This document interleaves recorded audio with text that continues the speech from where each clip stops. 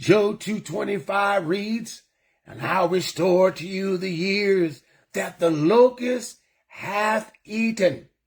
To restore means to bring back to the original or better condition. God not only heals the wounded heart, he restores it better than before.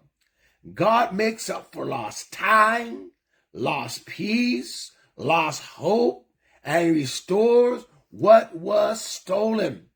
A master restorer doesn't just fix a broken vase, he makes it shine and more valuable. He fills the cracks and makes them beautiful. Remember, Naomi lost everything, but God restored joy through Ruth and Boaz. Don't just pray for healing, believe for restoration. God will give you double for your trouble.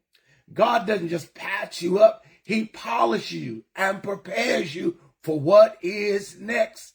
Therefore, we must expect God to bring complete restoration.